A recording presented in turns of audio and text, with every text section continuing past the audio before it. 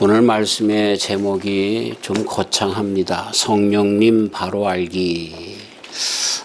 참 어려운 주제고, 사실 성령에 대해서 여러 성령론에 대해서 우리 한 학기를 공부해도 모자라는데 그거를 여기서 얘기하려고 하다 보니까 좀 힘이 들겠다 하는 생각이 있지만, 그러나 오늘 봉독한 말씀 고린도전서 2장 10절부터 16절에 이 모든 하나님의 성령님이 너무나 자세히 아주 간단명료하지만 정말 말 그대로 명료하게 나왔기 때문에 이 말씀만 중심으로 해서 한번 하나님의 성령님이 뭔가 하는 것을 한번 생각을 해보려고 합니다.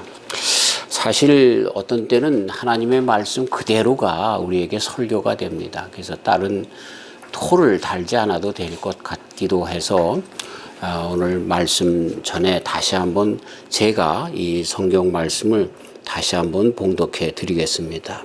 오직 하나님의 성령으로 이것을 우리에게 보이셨으니 성령은 모든 것 곧 하나님의 깊은 것이라도 통달하시느니라. 사람의 사정을 사람의 속에 있는 영 외에는 누가 알리요? 이와 같이 하나님의 사정도 하나님의 영 외에는 아무도 알지 못하느니라. 우리가 세상의 영을 받지 아니하고 오직 하나님께로 온 영을 받았으니 이는 우리로 하여금 하나님께서 우리에게 은혜로 주신 것들을 알게 하려 하심이라.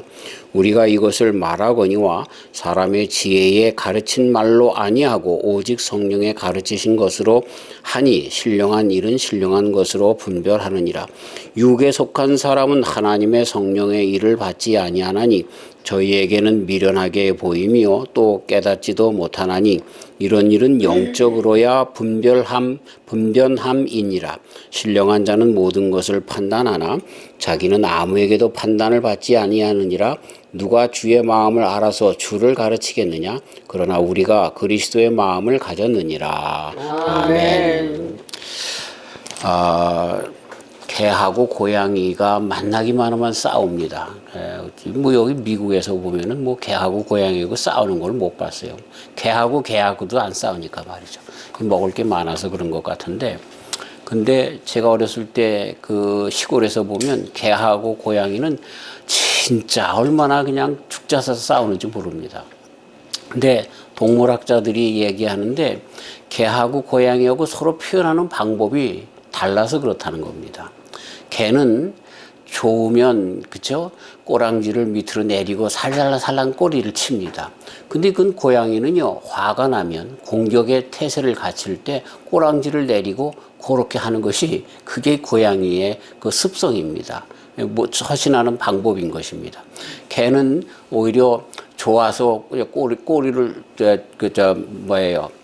그거 정반대로 이 개가 좋아하는 거는 고양이가 싫어하는 거고 싸우는 태도고요.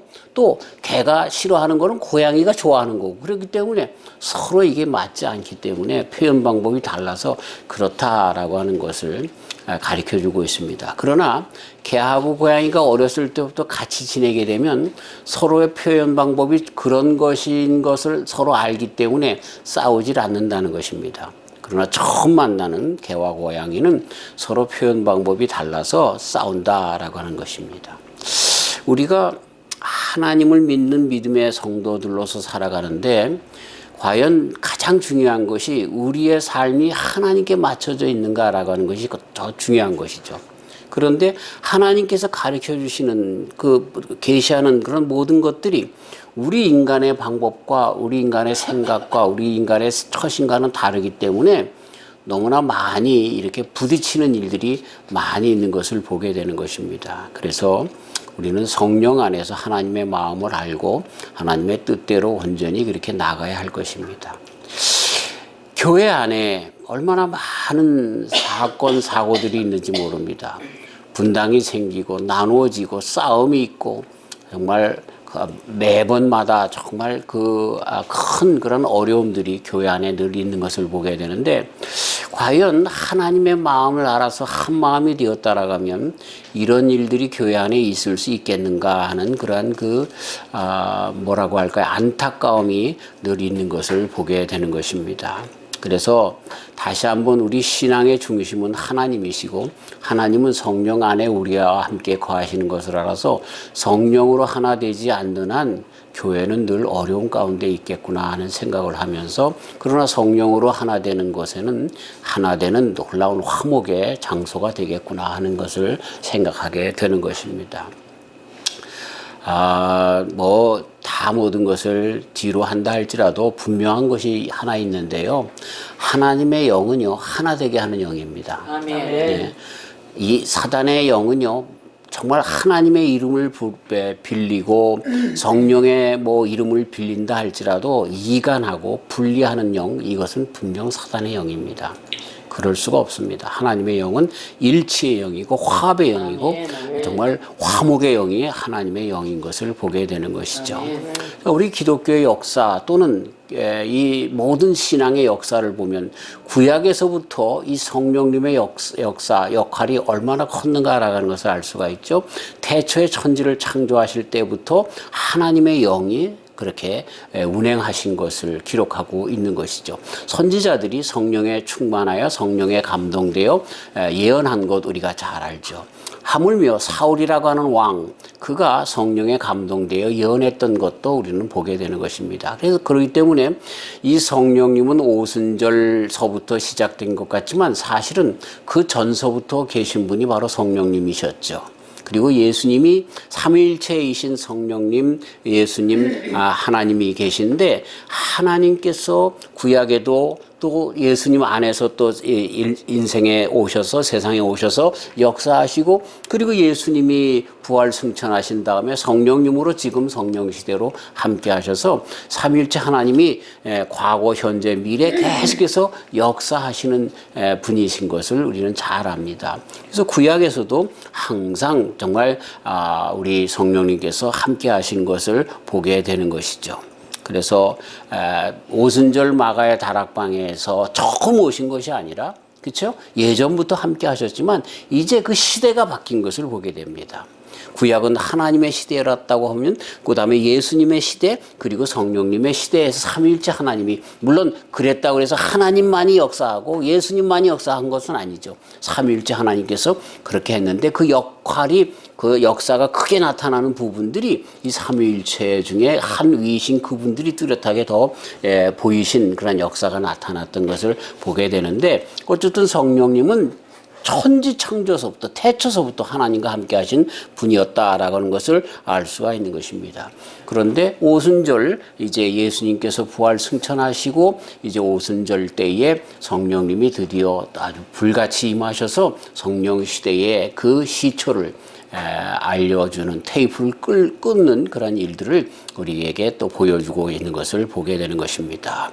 그래서 이 성령님 120문도가 모였을 때에 정말 그 가운데 성령님이 함께 하여서 놀라운 일이 벌어졌는데, 어떤 일이 벌어졌냐 하면 그 120명들의 마음이 한 마음이 됩니다.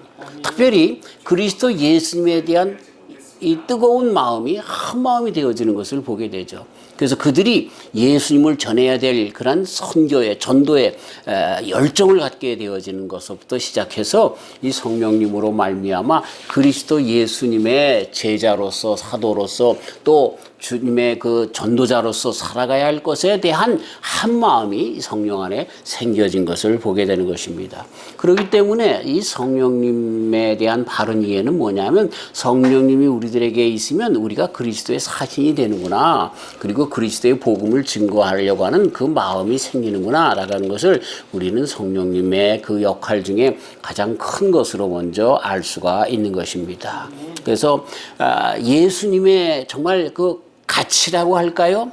하나님의 아들 되심, 이런 모든 진리, 그 예수님이 하셔서 이 땅에 오셔서 하신 모든 일들이 드디어 무슨 뜻인지를 정확하게 알게 되어지는 일들이 있어서 이 성령님의 내주하심으로 그리스도 예수님의 사역에 대한 바른 이해가 있게 되어진 것을 보게 되죠. 어디 그것뿐입니까? 이들이 정말 강하고 담대하게 되어서 그 전에는 정말 몰래 피해서 그렇게 정말 그 신앙을 간신히 지키려고 했다고 하면, 이 성령의 충만함을 받은 다음에 이들이 강하고 담대한 자들이 되어서 순교를 당해도, 우리 예수님의 제자들의 삶들을 보면 거의 그 제자분들이 다 순교당했잖아요. 그렇죠? 야고보 사도님을 시작해서 베드로, 도마, 마태는 이디오피아에서, 도마는 인도에서, 베드로는 로마에서, 그렇죠? 야고보 장로는 예루살렘에서, 사도는 예루살렘에서 등등 이렇게 정말 그렇게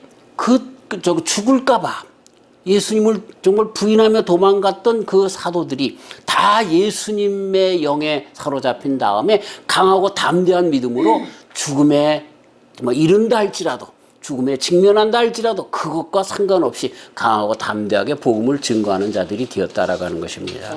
그 성령의 역할의 두 번째는 우리로 하여금 그리스도 예수님의 영으로 충만하고 그리고 그 예수님을 전하기 위해서 강하고 담대한 자들이 되어진다라고 하는 것을 알 수가 있는 것입니다. 그러면서 이 성령님으로 말미암아 통합이 이루어집니다. 화합이 이루어집니다. 그것이 첫 번째로 무엇으로 나타나기 시작했냐면 방언으로 나타나기 시작합니다. 그때에 베드로가 설교할 때, 예루살렘에서 설교할 때 그때 많은 사람들이 모여들었는데 그 모여든 사람들의 각 나라에서 온 그런 나라들이 최소한 16개의 나라의 사람들이 모였습니다. 그런데 16개 나라에서 모여든 사람들이 베드로는 한 말로 설교했는데 그 말이 그 16개의 나라에서 온 모든 사람들에게 자기네들의 말로 들린 거예요. 그러니까는 내가 한국말로 설교했는데 영어로도 하는 것처럼 들리고 일본어로 하는 걸로 들리고 독일어로 하는 걸로 들리고 이렇게 됐다는 거죠. 이게 방언의 역사입니다. 근데 이것이 이제 조금 있다가 우리 고린도 교회 문제에 대해서 그래서 왜 바울 사도님이 이 말씀을 했는가라고 하는 것을 얘기할 때도 나오겠지만 현대인들은 뭡니까? 그냥 방언으로 인해서 그냥 자기 신앙의 어떤 그 자랑 그리고 그것이 성령의 임함의 표 이런 것들로만 알았는데 사실 초대교회의 처음 방언은 모든 사람들이 이 말로 하나 되는 놀라운 역사가 이 성령의 역사 가운데 이루어졌다는 거죠. 참 이런 걸 보면요, 우리 인류의 언어들이 왜 갈리기 시작했어요? 바벨론에서부터, 그죠? 바벨탑을 쌓다 거기서부터 언어가 헷갈리고 섞이고 이렇게 나눠지게 되었던 것 우리는 잘 알잖아요. 그러니 인간이 자기네들의 뜻을 세우고자 우리가 하나님처럼 되고자 하나님이 더 이상 물로 심판하지 않게끔 탑을 높게 쌓아서 이렇게 인간 본위주의로 나가다 보면 다 갈리게 되어 있습니다. 예. 어떤 방법에 이 세상에 사는 모든 그런 정치적인 방식 이런 것에서는요 화합과 일치를 일어날 수가 없어요. 하나님을 중심하지 않으면 그 어떤 정치 제도나 또 도덕과 철학과 이런 것들은 사람의 마음을 다 갈리게 되어 있어요. 그래서 언어가 그냥 막 여러 가지로 그냥 사방팔방으로 나눠지고 각색의 언어로 나눠지게 되어질 수밖에 없는 거죠. 하나님이 안 계신 곳에는 이렇게 분단과 분파와 이렇게 모든 것들이 다 나눠질 수밖에 없는 겁니다. 그런데 여기 하나님 안에 성령으로 하나가 되니까 무슨 일이 벌어집니까? 언어가 소용이 없어지는 거예요. 마음이 하나가 되어지는 것처럼. 그래서 그 방언으로 인하여 나타났지만 모든 자들이 하나가 되어지는 놀라운 역사가 성령님의 역사인 것입니다. 아멘. 교회가 왜 나눠지느냐? 성령님이 안 계셔서 그래요. 성령님을 가장한 성령님이 아닌 것이 교회에 판을 치기 때문에 이런 어려움이 있다라고 하는 것입니다. 네. 그래서 결과가 뭡니까? 그 성령님의 하신 역사의 결과가 뭡니까? 하루에 3,000명이 회개하고 5,000명이 회개하고 그리고 예루살렘에 정말 파죽지세로 교회들이 세워지는, 그리고 이것으로 말미암아 세계 모든 나라에 드디어 복음이 증거되어지는 그 기틀이 성령님의 임재하심으로 말미암아 있게 되어진 것 우리는 잘 알게 되는 거죠. 그래서 주님의 그 놀라운 역사 가운데 내가 어찌할 거라고 애통하며 회개하는 역사가 있게 되었고요. 그러면서 정말 마음을 다 나누고, 그래서 정말 이것을 공산주의의 시초라고 얘기하는 잘못된 평가도 있는데 자기의 것을 자기 것이라고 하지 않고 다 나눠서, 그렇죠? 정말 공동재산으로 쓰면서 그런 놀라운 공동체를 만드는 것을 보게 되는 것입니다. 공산주의와 우리 기독교는 분명히 달라요. 공산주의는 그걸 강제로 잡아서 그래서 그를 분배하려고 하는 겁니다. 근데 사실 그 일에 그 분배하려고 높은 자들이 자기네들의 욕심이 오히려 서려 있는 걸 우리는 잘 알죠. 그래서 권력 가진 사람들이 자기의 권력에 반대하는 사람들을 다 죽이고 추방하고 하는 것들을 우리가 보게 됩니다. 그러나 이 맨 처음에 있었던 예루살렘의 그 공동체는, 기독 공동체는 그런 공동체가 아니었어요. 마음을 다하고 뜻을 다해서 정성을 다해서 서로가 합하여서 정말 한 형제 자매가 되어서 나눠 쓰는 이러한 일들이 성령님을 통해서 이루어지게 된 것을 보게 되는 것이죠. 다시 한번 이 시대가 성령님의 충만함으로 돌아와야 합니다. 그래서 정말 마음을 합하고 뜻을 합하는 놀라운 역사, 이것이 성령님의 그 역사의 결과인데, 이런 결과로 교회가 온전히 나아가야 되는 것이죠. 그래서 이들이 고난 중에도 찬송하며, 그렇죠? 주님 앞에 나갔던 그런 초대교회를 이룬 것을 보게 되는 것입니다. 이런 일들은 초대교회에서 이렇게 객관적으로 보여지는 도시에 보여지는 일이었지만, 그러나 개인적으로도 바울 사도님을 통해서도 일이 이루어지는 것이죠. 성령 안에서 그는 예수님을 만났습니다. 그래서 성령의 충만함을 가져서 오늘과 같은 고백을 그렇게 했던 것을 보게 되는 것인데, 그래서 이 사도 바울님이 어떻게 됩니까? 복음을 위하여, 그렇죠? 사는 자로 완전히 바뀌어지게 됐고, 그리고 성령님에 대하여 하나님의 그 마음을 알아차렸던 이 바울 사도님이 문제가 많은 고린도 교회에 성령님에 대해서 가르쳐주는 사람에까지 나가게 되는 것을 보게 되는 것입니다. 고린도 교회는요, 바울 사도님께서 아가야 지방에 복음을 전파할 때에 복음을 믿은 자들에 의해서 세워진 교회들입니다. 그런 그 교회가 이제 점점 자라고 부흥하게 되니까 거짓 선지자들, 거짓 복음을 증거하는 자들, 주님의 성령의 진정 있는 것이 아니라 이렇게 성령의 뭐라고 할까요? 그 흉내만 내는 자들이 와서 그 교회들에 들어와서 교회들을 자기네들의 그런 욕심과 자기네들의 그렇게 잘못된 그런 이견에 따라서 교회를 어지럽히게 되어진 것을 보면서 바울 사도님이 그 고린도 교회에 편지를 쓰는 것입니다. 그런데 큰 문제가 뭐였냐면, 그 교회가 정말 자기네들이 성령 받았다, 성령 충만하다, 자기들이 성령의 선지자다라고 하면서 이 은사들을 먼저 앞세워서 자랑합니다. 그 중에서 방언의 문제가 컸습니다. 방언으로 기도하며 하는 것이 곧 성령의 은사를 받아 성령 받은 것처럼 그렇게 하면서 방언 받은 자들을 큰 자들로 알고, 그러면서 교회는 어떻게 되냐면 오히려 이것 때문에 정말 만 가지 죄악이 들끓는, 그리고 서로가 서로에게 정말 이간질하며 싸우는 그런 교회로 점점 나아가 바울 사도님에 의하여 그 교회의 모습을 보니까 아직 어린아이의 신앙과도 같은, 아직도 어리숙한 신앙에 머물러 있는 교회인 것을 바울 사도님이 보면서 안타까운 마음으로 편지를 쓴 것이죠. 네, 정말 성령의 역사가 아닌 모조품을 가지고 있었던 것이죠. 그래서 영의 역사하는 그런 다른 영의 역사하는 것을 성령으로 가장하면서 이 정말 명품을 위조한 위조품을 정말 교회 안에 뿌리 내리려고 하는 일 때문에 하나가 되어지지 못하고 나눠지는 그런 놀라운 그런 잘못된 역사가 있게 된 것을 보게 되는 것입니다. 그래서 교회 안에서 얼마나 죄악이 많은지 몰라요. 이 사실이요, 성령님과 그렇지 않고 악령의 역사는요, 한마디로 하나가 되느냐 나눠지느냐라고 하는 것을 보여줄 수가 있고요. 하나가 되느냐 나눠지느냐는 것에 있어서 중심되는 것이 뭐냐면, 우리 예수님의 영처럼 예수님처럼 십자가를 지느냐 안 지느냐 하는 문제예요. 몇몇 사람들의 정말 욕심을 갖느냐라고 하는 그런 문제라 하는 이야기입니다. 나중에도 이야기하겠지만, 지금 교회들의 이단들의 문제가 뭡니까? 이 교주들에게 있는데, 이 교주들이 자기네들이 성령 받았다는 거잖아요. 그래가지고 그 교주들이 그 성령으로 어떻게 합니까? 자기네들의 이익을 위해서 사용하는, 자기네들의 욕심을 위해서 사용하는, 그래서 돈과 명예를 추구하는 것으로 나가는 것 잘 보잖아요. 예? 참 얼마나 참 잘못된 것인 것을 우리가 보게 되는 것입니다. 그게 아니라는 거예요. 그래서 끝내 네 파로 나눠져서 바울파다, 아볼로파다, 베드로파다, 그리스도파다, 이렇게 네 파로 나눠져서 교회가 난장판이 된 거예요.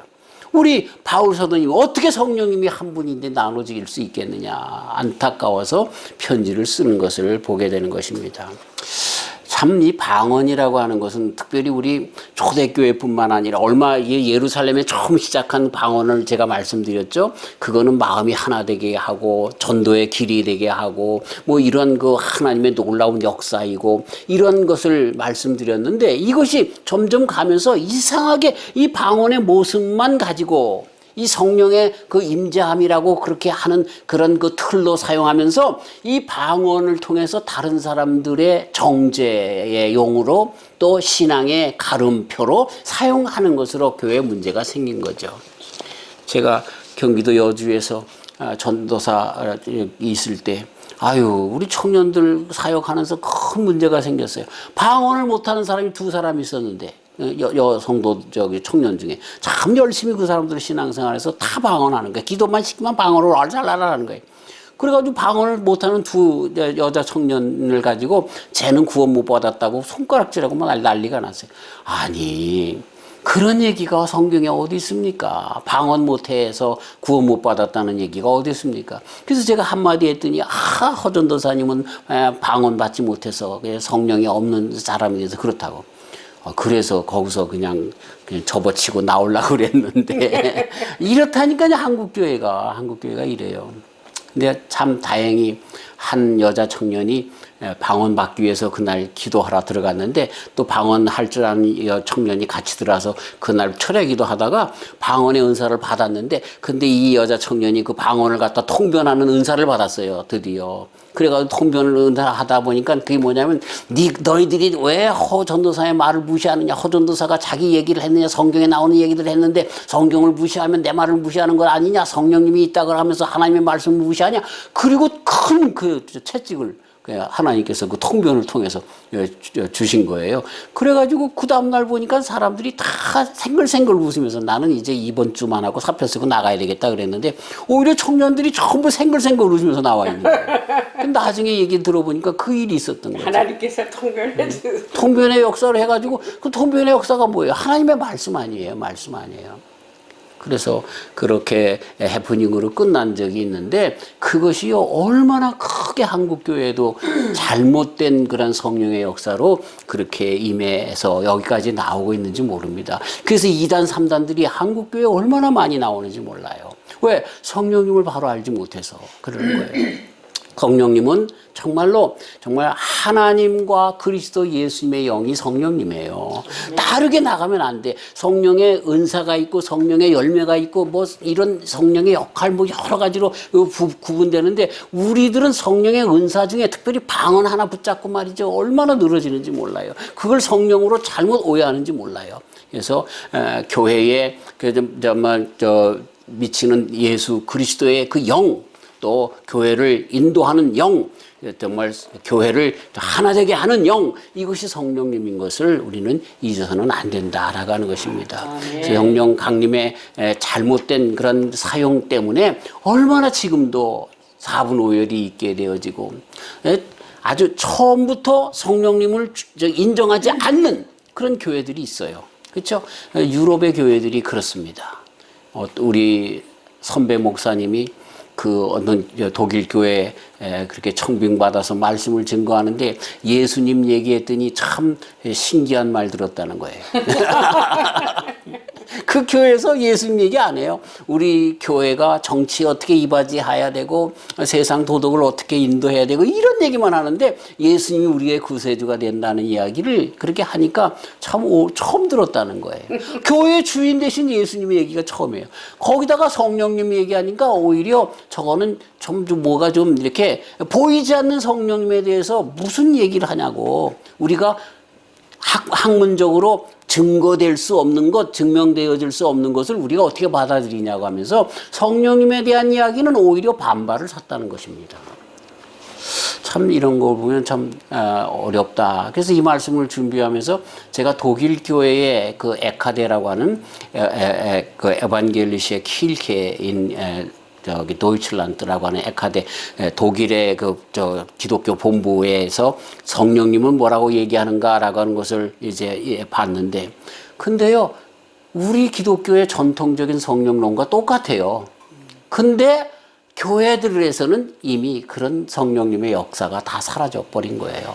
목회자들이 다 그렇게 그 신학을 공부한 것이 좋은 짭으로 공부했기 때문에 이렇게 없어진 것들을 보면서 참 마음이 많이 아픈 것을 보게 되는 것입니다. 성령님은 교회를 시작하게 하신 분이십니다. 예. 그리고 교회를 하나 되게 하시고 교회로 하여금 교회가 해야 할 일들을 바르게 하는 그런 그 힘이 바로 성령님이시다라고 하는 것을 우리는 잊어서는 안 되는 것입니다.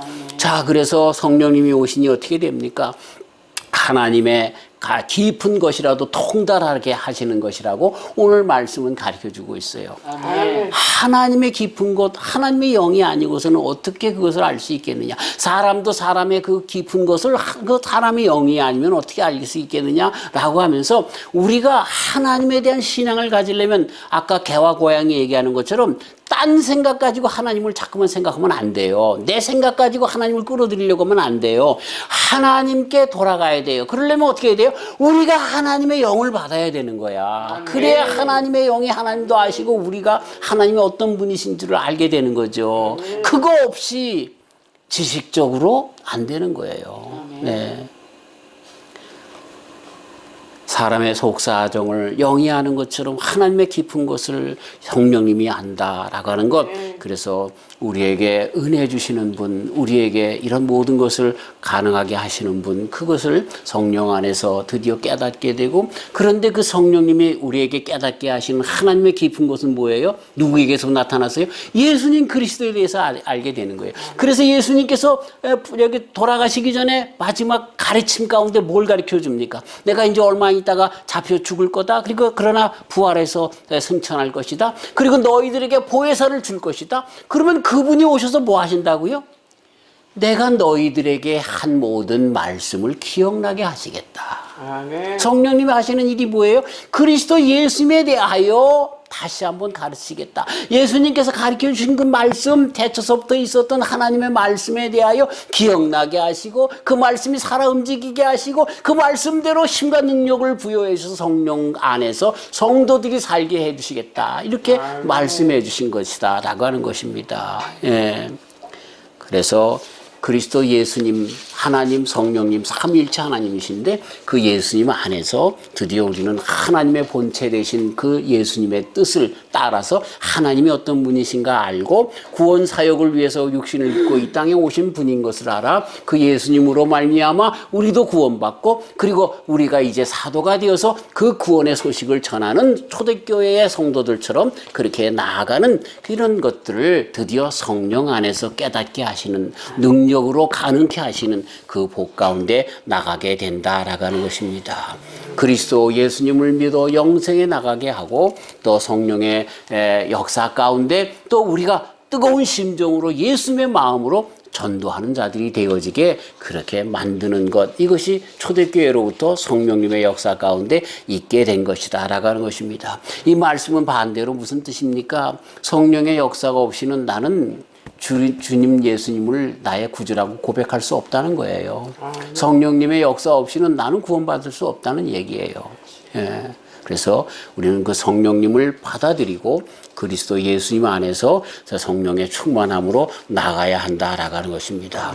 자, 그런데 이 고린도 교회의 문제가 무엇일까요? 이 세대의 교회들의 문제가 이 고린도 교회의 문제 가운데 같이 포함되어 있는데 그건 뭐예요? 이 성령을 받았다라고 하면서 분리되어지는 그런 역사가 있는데 그것은 왜 성령의 은사적인 부분만 나는 방언 받았어, 나는 통변 받았어, 나는 입신했어, 나는 신의 은사가 있어 이런 식으로 성령의 은사의 기능만 붙잡고 그리고 그 은사를 가지고 있는 내가 다른 사람들보다 특별하다고 생각을 해서 정죄하고 또 자기를 높이려고 하는 성령의 충만함을 받은 사람들은 누가 됩니까? 그리스도 예수님처럼 겸손한 자가 됩니다. 온유한 자가 됩니다. 복음을 증거하는 자가 됩니다. 십자가의 고난에 동참하는 자가 됩니다. 그러면서도 불구하고 주님 때문에 기뻐하는 자가 됩니다. 이게 성령님의 역사인데 근데 이 은사 하나 붙잡고 내가 방언하니까 쟤는 못하네. 아, 나는 통변하는데 쟤는 못하네. 이렇게 하다가 보니까 파가 사분 오열되어지는 것을 보게 되는 것입니다. 이 방언의 문제가 큰 문제였어요. 이 혀로 나불나불 되는 거. 예. 방언의 은사 받는 거 그거 나쁜 거 아닙니다. 그래서 방언의 은사를 받으셨으면 그렇게 주님과 밤새도록 정말 영적으로 교제하며 기도하시길 바랍니다. 그런데 오히려 말 한마디에 여러 수천 마디의 방언보다 교회에 바른 말 한마디 해주는 것. 아까 제 얘기를 예전에 얘기를 예화로 드렸는데 아무리 그들이 방언을 많이 할지라도 어떻게 됐어요? 방언 못하는 사람들을 무시하고 말이죠. 그건 막 정죄하고 그랬단 말이에요. 이게 하나님의 역사가 아니죠. 그런데 통변하다 보니까 누구 편을 들어줍니까? 제 편입니까? 하나님의 말씀의 편을 다시 돌아서 말씀 가운데 하나가 되어지는 것을 보게 되는 거죠. 이게 성령님의 진정한 역사죠. 예. 그러니까 여기 바울 사도님이 가르쳐 주는 것이 1만 마디 방언보다 교회에서 남을 가르치기 위해서 깨달은 5마디가 더 낫다고 고린도전서 14장 19절에 그렇게 말씀을 하고 있는 거예요. 뭘 가르친다는 얘기예요? 그리스도 예수님, 하나님의 말씀, 이거 가르치는 것. 그게 성령님을 바로 이해하기 위해서 우리가 오늘 말씀을 드리는데, 바울 사도님이 여기서 가르쳐 주는 것처럼 이 성령님이 하는 그런 역사가 뭐예요? 성령님이 왜 오셨어요? 이 그리스도 예수님, 하나님에 대한 바른 이해. 그렇기 때문에 이거 모든 것이 하나님의 말씀 가운데 기록된 것을 우리에게 바르게 이해하고 그리고 그 말씀대로 살아갈 수 있는 능력을 부여해 주시기 위해서 오셨다라고 하는 것을 잊어서는 안 된다라고 하는 것입니다. 그래서 성령님께서 가르치시는 것을 이제 종합적으로 결론적으로 이야기하면 뭐예요? 성경에 있는 말씀들, 베드로 사도님이 베드로후서 1장 20절에 먼저 할 것은 경의 모든 예언은 사사로이 풀 것이 아니니 예언은 언제든지 사람의 뜻으로 낸 것이 아니요 오직 성령의 감동하심을 입은 사람들이 하나님께 받아 말한 것임이니라. 그 다음에 디모데후서 3장 16절 이하 모든 성경은 하나님의 감동으로 된 것으로 교훈과 책망과 바르게 함과 의로 교육하기에 유익하니 이는 하나님의 사람으로 온전케 하여 모든 선한 일을 행하기에 온전케 하려 함이니라. 그러니까 성령님이 가르치는 것이 뭐예요? 성경 말씀을 우리들에게 가르쳐 주는 거야. 그 말씀의 뜻이 무엇인가라고 하는 것. 그 다음에 성령님께서 오셔서 우리들의 삶을 인도하셔요. 그래서 요한복음 14장 26절 보혜사 곧 아버지께서 내 이름으로 보내실 성령 그가 너희에게 모든 것을 가르치시고 내가 너희에게 말한 모든 것을 생각나게 하시리라. 아멘. 또 그렇기 때문에 이 말씀을 성도의 삶 가운데 계속해서 말씀하신 것들을 생각나게 하신다는 거예요. 그래서 그 말씀대로 가르쳐 지킬 수 있는 능력을 주신다는 거예요. 그런데 그 말씀이라고 하는 것을 여기서 계속해서 예수님께 대하여 그렇게 하신 말씀이라고 가르쳐주고 있어서 그리스도 예수님을 믿는 것이라고 가르쳐주고 있는 것입니다. 요한복음 14장 26절 조금 전에 말씀드린 것 그리고 16장 13절 이하에 똑같이 그러하나 진리의 성령님이 오시면 그가 너희를 모든 진리 가운데로 인도하시리니 그가 자유로 말하지 않고 오직 듣는 것을 말하시며 장래 이를 너희에게 알리시리라. 그가 내 영광을 나타내리니 내 것을 가지고 너희에게 알리겠음이니라. 여기 내라고 말씀하신 분은 예수님을 의미하는 것입니다. 무릇 아버지께 있는 것은 다 내 것이라. 그러므로 내가 말하기를 그가 내 것을 가지고 너희에게 알리리라 하였노라. 이렇게 예수님에 대하여 증거하시는 분이 성령님. 자, 이제는 바로 알았어요. 우리가 성령님에 대한 오해를 하지 않고 바른 이해를 가지려면 어떻게 해야 돼요? 대부분 모든 잘못된 이단들에 있어서는 그 성령론에서부터 그 잘못된 그 이론들이 나와서 이단이 되어지는데 여기는 잘못된 은사론이 먼저 중심을 이룹니다. 그러니까 성령님을 그 은사로 집어넣고 그 은사에 그 잘못된 은사로로 나가는데 그 중에 특별히 어떤 잘못된 은사냐면 교주에 의하여 성령님이 있어서 성령님이 그에게 말씀하셨고 성령님이 그를 통해서 일하신다라고 하는 이 잘못된 그래서 성령님이 그리스도 예수님 성령님이 말씀과 연결되어서 해석되어져야 되고 바르게 평가되어져야 한다는 그런 테두리가 아니라 교주의 중심이 되어서 말이죠. 나가는 참 이런 것에 왜 우리 사람들이 마음이 혹해서 나가는지 참 안타깝습니다. 얼마나 안타까운지 모릅니다. 예. 유럽 교회들은 성령님이 이제는 이렇게 합리적이지 않다라고, 우리 사람들에게 볼 수 없는 과학적인 것이 아니라고 떠나게 된 것도 문제이고, 이렇게 이단에서처럼 성령님에 대한 오해로 말미암아, 은사론으로 오해로 말미암아 떠나게 된 것들, 이 이단으로 나가게 된 것들, 이런 것들이 다 문제인데, 그러나 여기 우리가 오늘 말씀 가운데 바울 선생님께로부터 배운 것이 뭐예요? 성령님은 삼위일체 하나님 한 분이시고, 그리고 그 성령님께서 하시는 말씀은 아버지 하나님의 마음을 우리에게 보여주시고 가르쳐 주시고 인도하시는 것, 그리고 성령님은 그러기 때문에 그 하나님이신 예수님께서 세상에 오셔서 하신 모든 일들을 기억나게 하시는 분이신데, 바로 성령님은 예수님의 영, 그래서 우리들에게 말씀으로 이런 모든 것들을 가르치시는 그런 분이신 것을 분명히 가르쳐주고 있습니다. 성령님이 누구신가라고 하는 것들은 우리가 세상 사람들이 아무리 뭐라고 한다 할지라도, 그렇죠? 하나님에게 기본둬야 되고, 근데 그 하나님에 대한 기본은 여러 가지로 평가되고 이렇게 구분되어지고 말해질 수 있겠지만, 그러나 우리가 믿는 그 하나님의 마음은 그리스도 예수님 안에서 이루어진 거예요. 그렇죠? 태초서부터 계신 분, 그분이 바로 우리 예수님이시잖아요. 성령님이시잖아요. 하나님이시잖아요. 삼위일체 하나님, 그분이 바로 예수님께 오셔서 우리들에게 바르게 보여주신 그 예수님이 우리에게 성령님에 대한 기준자가 된다는 거예요.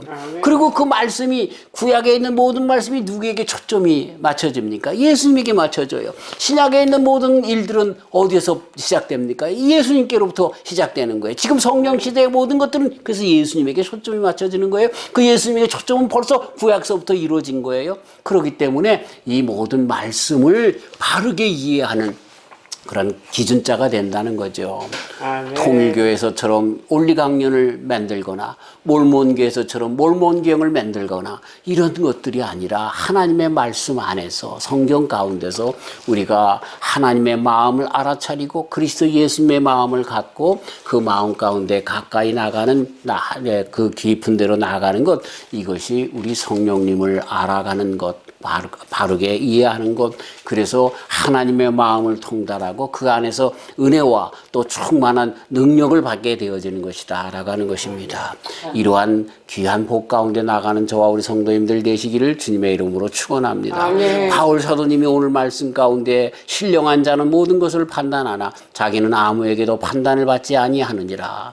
누가 주의 마음을 알아서 주를 가르치겠느냐? 그러나 우리가 그리스도의 마음을 가졌느니라.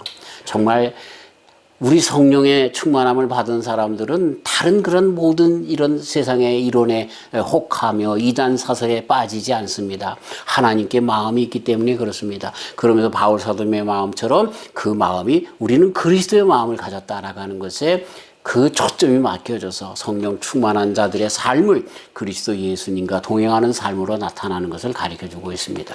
우리도 이런 삶을 사시기를 주님의 이름으로 축원합니다. 하나님 아버지 감사합니다.